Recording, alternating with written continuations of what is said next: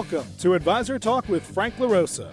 Brought to you by Elite Consulting Partners, it's the only podcast offering unfiltered guidance and direct advice for all things concerning financial advisors, RIAs, and the practitioners in the wealth management business. Learn more and subscribe today at eliteconsultingpartners.com/podcast. And now, here's your host, Frank LaRosa.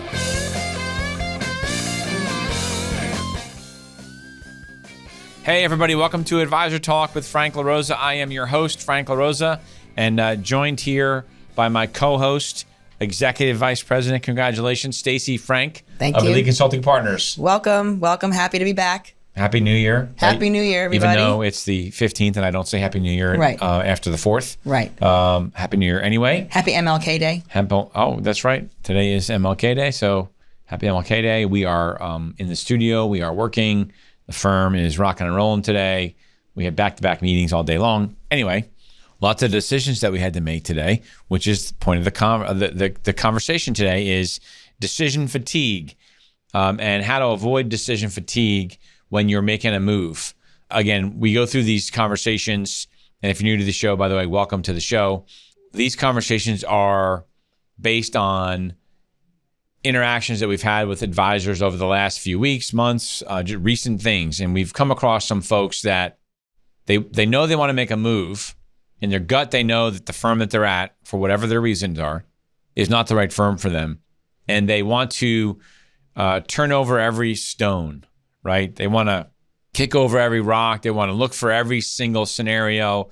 And a lot of times they end up getting what we call decision fatigue, right? Paralysis by analysis. Right. And I think there's an expectation in the industry, and people are afraid to say that making a move is not going to be perfect, right? I think that people are afraid to say that because it makes a broker-dealer is afraid to say that, like, hey, listen, it's not going to go perfectly, right? Because they're afraid that the advisor or you may not want to move if it's not going to be perfect. The reality is nothing in life is perfect. You can't figure out every single scenario.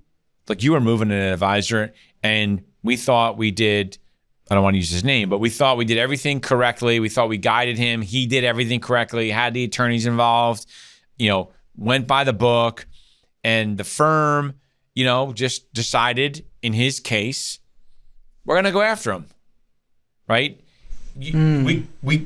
It's not that we couldn't anticipate that, because we did a lot of that stuff, but a lot of preventative stuff. Right. We did a lot of preventative stuff, and ultimately the firm decided to do something that they hadn't done before, and he had to make some decisions that my guess is if he thought through that scenario beforehand and what would have happened, and the Correct. Conversations that we had with him while he was going through it, he probably wouldn't have made the move. Right.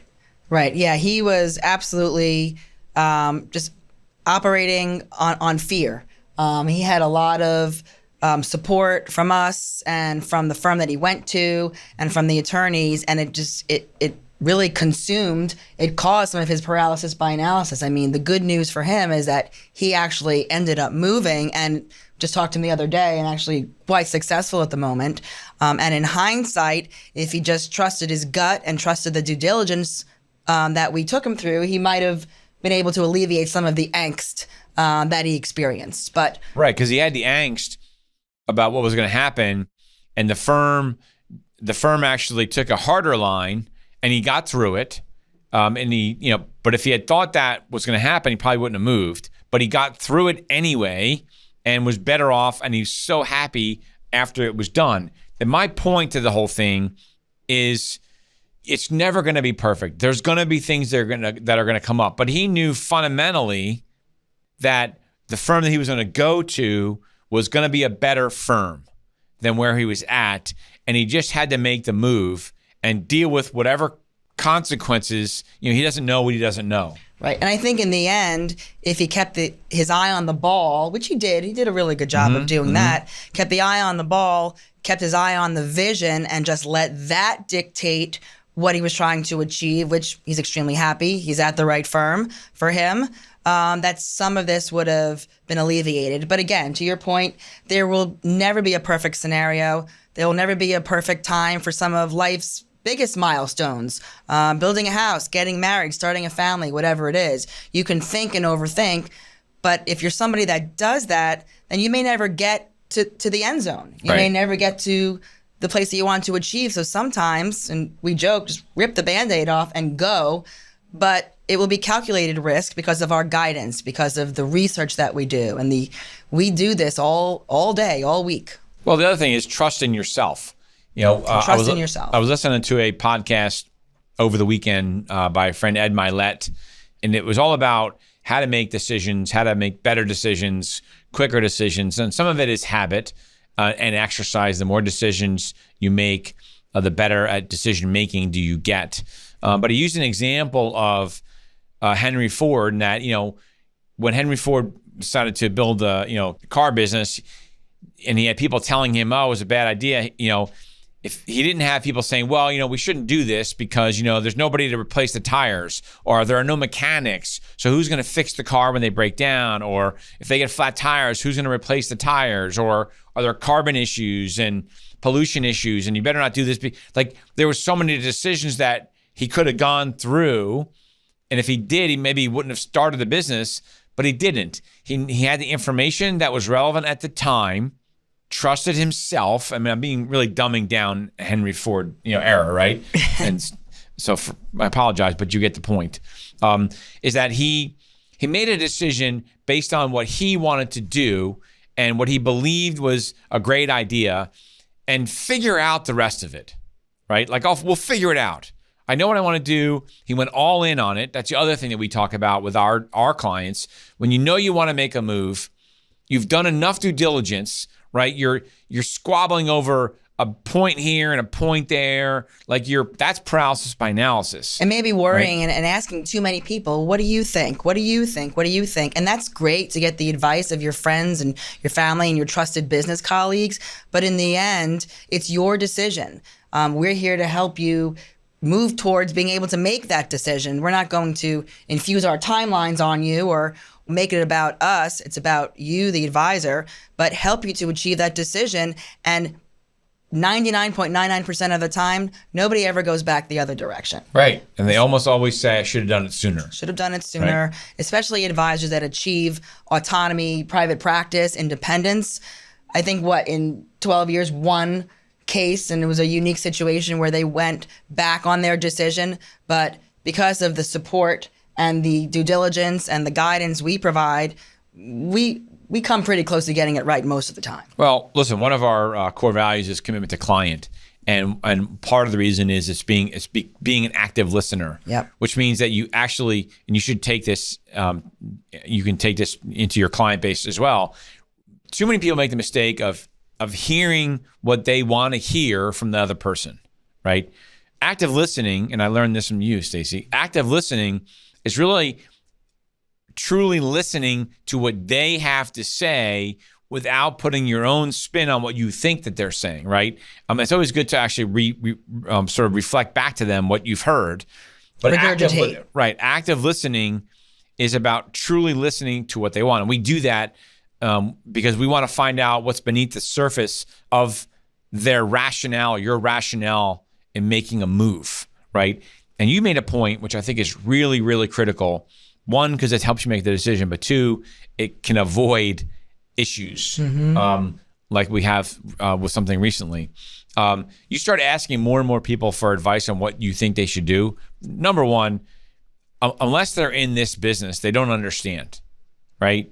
So you shouldn't be asking people outside of the industry what they think you should do, because they don't know. They don't know what it's like to call clients and tell them I'm leaving the firm. They don't know any of that stuff. So talking to people outside of the industry is a waste of time, and it exposes you to risk, right?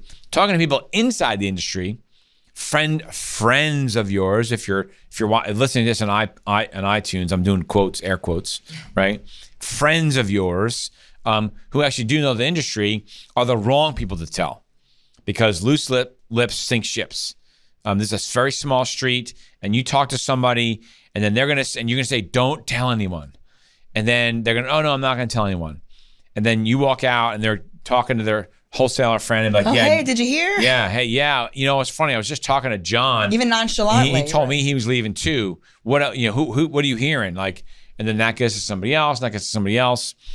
But the truth of the matter is, if you're talking to us or anybody like us or another firm because you felt this need to look elsewhere, you already know the answer to that question, meaning the question of should I leave or not? You already know the answer. You're talking to me or Stacey or somebody Our else team. because you're not happy with the firm for some reason. So you already know you should leave. It's your gut instinct. If your gut instinct, and I'll preach a little whatever you want to call it, I look at gut instinct as God talking through you, right? That's what gut instinct is. That's that little voice inside your gut. In my world, it's God talking to me. So I listen to my gut a lot because it's usually right. On occasion, it's wrong. Actually, the gut is not wrong. My decision is wrong because I didn't listen to my gut instinct. And what's the phrase? God's rejection is actually God's protection. Protection. Right. Right. There's a Right. reason for that. So I just, when we go through these conversations with advisors, we see advisors try too hard to make the perfect decision. It's worse if you're working by yourself, meaning it's worse if you're trying to do this on your own. Obviously, our firm is a great firm. Elite Consulting Partners, we're close to 70 people strong here. We have a ton of experience. But there's a lot of good transition consultants out there, recruiters out there, right? There's a lot of not good ones, but there's some pros out there that it would be in your best interest to be working with someone from our firm or one of those firms, because we all know, and I'm speaking for the group of professional consultants out there, we all know where the bodies are buried. We all know the good firms and not so good firms. We all know the types of deals that can be made. We all know who does what they say they're going to do. Right. Oh, we help you recruit. Oh, we help you grow. Do they actually do it? That's what we're here to uncover. That's something that below the surface, you, the advisor, won't be able to see. But we spend an exorbitant amount of time learning who those real players are in the space to help you make that decision. Right. And when we work with an advisor and we help them come to a decision, like I said before, we've had practice at this, right? We do this all the time. It's all we do. So we see similarities in somebody's practice versus other advisors that move to that firm or other firms. So we see all the similarities. It's like two baseball players. One guy is, does batting practice once a week, and he uses the same pitcher, right? Because he's comfortable with that pitcher, and so he just only does batting practice with that pitcher. Another guy does batting practice every single day and does a different pitcher who throws different pitches all week long. The odds are the second guy is going to be a better hitter because he's getting more batting practice and he's seeing different pitches, and so he's honing his skills. That's what we do. We see different pitches all the time, and we know how to hit them. And the worst thing that an advisor can do, you try to thread a needle. What if you're out there and you're thinking about making a move and you're trying to thread this needle? What I mean by that is you're trying to find the right firm amongst the litany of firms that are out there. You're trying to match, find the absolute best payout with the absolute best economics, with the best technology. Keep paying attention to your clients, right? all And you're at the trying same to time. pay attention to your clients and look good to your manager so they don't think that you're leaving. And you're trying to do all these different things, and eventually things start to crack. Or then you're trying to. So now you get to the point where you find that is the right firm to make, which can be exhausting if you're trying to be perfect on everything, and then you try to thread the needle on the time to move. I should move right before April 15th, or I should move right after April 15th. Overanalyze. There is no perfect time. There is no perfect start date. What's the best time of year to move? We get that all the time. All right, someone said to me the other day, well, I'm going to move in May. I'm going to move in May. This way my client doesn't get two 1099s. And I'm like, it doesn't matter when you move. Your clients are going to get two 1099s the first year, no matter what. If they moved on January 1st, they're getting two 1099s. So it's this whole thing of trying to be perfect, right? If you find a firm that you feel is a good firm and you feel like the economic number is, people don't, you're a guy doing $1 million and you're squabbling over 1% or a $5,000 or $10,000 annual difference in whatever you want, right? To be at the right firm and be happy with what you're doing, to be able to build the company that you want, $10,000. And I don't mean to sound in the grand scheme of life. In the grand scheme of life, $10,000 is nothing, right? Because if you find the right firm, you won't even miss the $10,000 because you're going to make way more than the $10,000 to be happy, right? But if you go to the wrong firm because you're not taking the advice of the people around, I say around you, meaning our people, right, that are in the know, and you're not listening to your gut instinct, and you go to the wrong firm, that $10,000 could be very costly. So it's just really important that you understand why it is you're trying to move, right? What are the reasons why you're trying to move? I asked this question, you've heard me ask this, like, why are you here with us? Like, why are you talking to me, right? Why are you talking to us? You're busy. You're all busy. All financial advisors are busy. Some are busier than others. But why are you talking to us? And they'll go through why they're unhappy with the firm that they're at. And then they say, but I'm not sure I want to leave. Like, okay, so you just told me you hate the firm that you're at. All the reasons how you want to achieve this vision for your business and for your family and for yourself. And then we go through the process, and then the fear kicks in, and then so does decision fatigue and all those things that we were talking about earlier. And then you're right back where you started from. I mean, how many times have we had, it just happened to me with a Midwest wirehouse team that came back to us after 2 years. Why is that? And we said to them, we think we're going to be having the same conversation in 2 years. Of all those reasons that scared you off from moving the first time, I think you'll be back. Oh, no, I think this is my decision. Well, sure enough, those underlying reasons that were motivating them in the first place surfaces again. It happens all the time. I always like to say, once an advisor is symptomatic or being curious of wanting to move and leave, they always are. So trust that gut, because it will keep coming back to you. Right, because certain things that firms aren't going to change. And fundamentally, there are certain things that a firm just can't change, right? If you're at a wirehouse firm, there are just certain things that they can't do. And if those are the things that are frustrating you, it's not going to change. What will change is in that particular advisor's situation, that 2 years, like there was opportunity cost that he lost by sitting around hoping things were going to change, and they didn't. Right, actually got worse. And we see that happening time and time again. Right. So I think our message here is, don't succumb to the fear.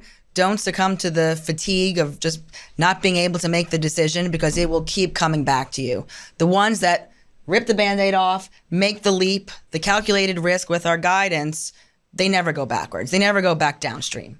Yeah, listen, you're listening to this podcast, you're a financial advisor, you've been in the business a long time, you're a smart individual. When you feel there's something in your gut that's telling you that you shouldn't be at the firm anymore, it almost never changes. And just listen to that. And this is not us trying to push people to make moves, right? If your gut's telling you I shouldn't move, don't move. Like if you're like, yeah, there's some things I'm not happy about at this firm, but I'm not ready to move yet, then don't move. Right, it's a lift. I mean, we recognize that it's a lift. It's disruptive. It puts you on your heels a little bit, but in the end, and that's why when we ask a lot of questions and that actively listening component that you brought up before, that we're writing these things down. We're helping you define those goals so that when you make that decision, you're running towards a better opportunity for your business. So the fear slowly dissipates, and we're here to help you do that. Yeah, and my message also is you're never going to be able to have a perfect decision. If anyone tells you that they can help you make a perfect decision, you're waiting a long time. Yeah, they're lying. There are always going to be things that will come out that you haven't seen before. You don't know what you don't know. We don't know what we don't know. We know a lot of things about making a move, but you don't know what you don't know. You don't know which clients. You hope that all your clients are going to say yes, but some may not. Some clients that you think might say no, say yes. We've seen all of that, right?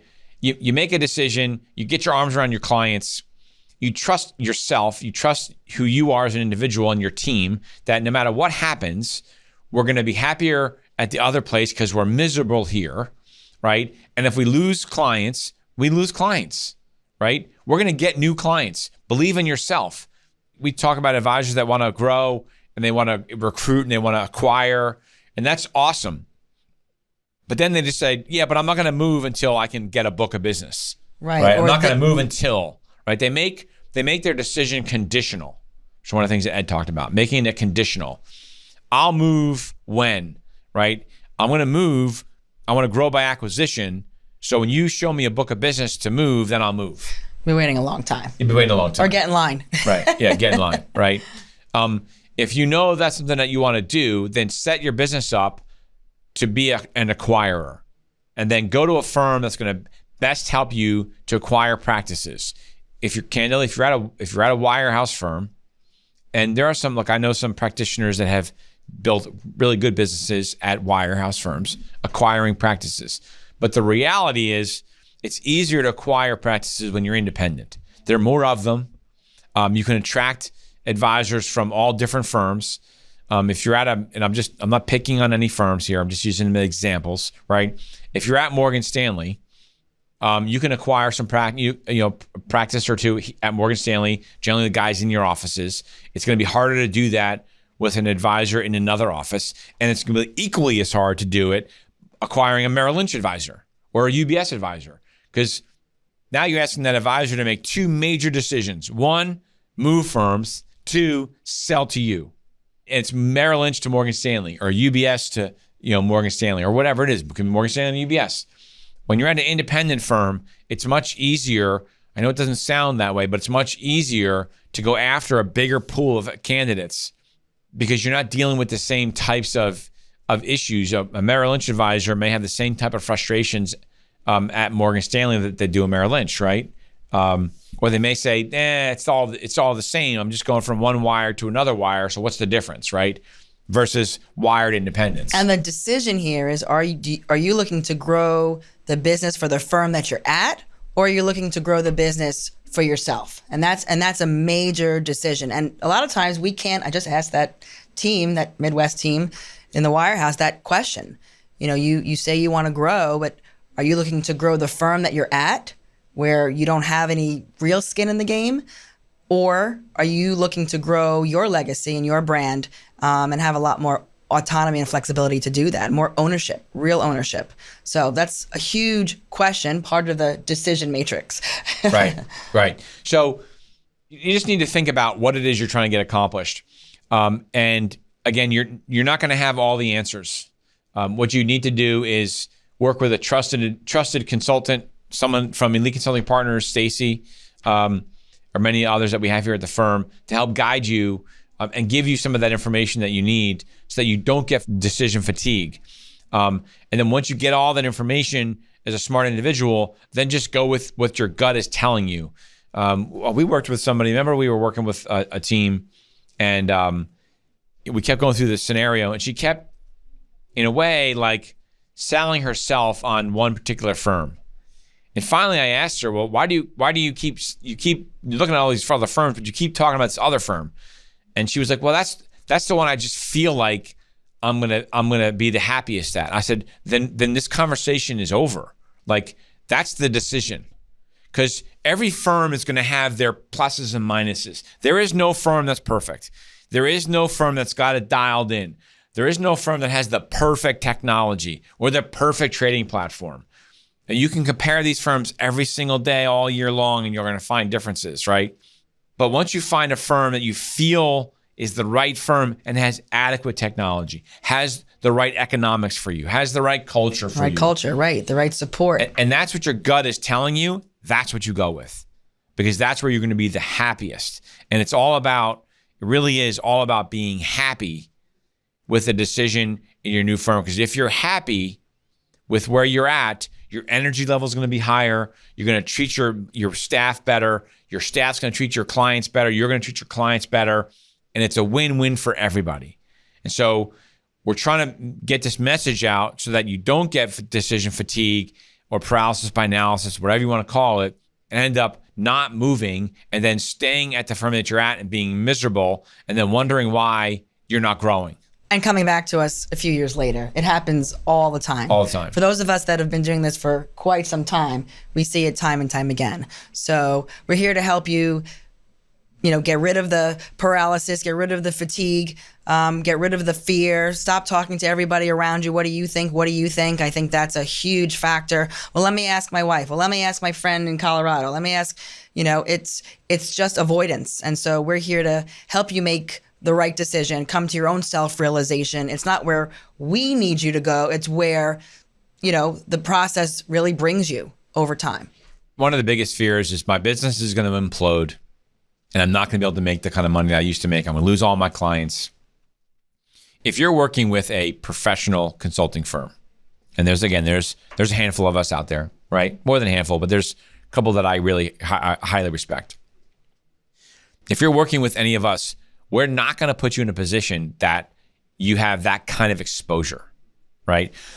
Excuse me. If we're looking at your situation, and maybe it's in a much different situation than the norm, and we are like, you know what, this might be a problem. Like you have significant exposure here to lose a lot of clients because you don't own them. We might guide and advise you that this is going to be a highly risky move. But if you're coming from a traditional shop, even a bank shop for that matter, we've had some real success there because we ask the right questions in terms of book ownership and all this other stuff, right? But don't let the fear of your entire book blowing up and you going broke. There's every once in a while you hear horror stories about things like that, and it's because, at least the ones that I know of, they did it on their own. They didn't do proper due diligence. And I'm not talking about paralysis by analysis, but they did very little due diligence, right? And they just focused on how much money am I going to get to make the move, which is a mistake. Well, they didn't have the right preparation. And right. that's what we always coach on as well, is these firms have a vested interest in helping you retain your clients. If the firm doesn't help you do that, then nobody wins. Then you're losing clients and they're losing a lot of time and clients. Those transition teams, especially even more so in the last, 5 years or so, the preparation before, during, and after gives us comfort and allows us to really get you connected with the right transition folks at each firm and let them guide you, let them help you prepare your protocol spreadsheet. For again, the before, the during, the after, for client retention. Everybody wins when that's the case. Right. So listen, we're not beating, we're paralysis by analysis with our conversation, I guess. We don't do that. You get the idea, right? Trust the process. Work with a seasoned professional.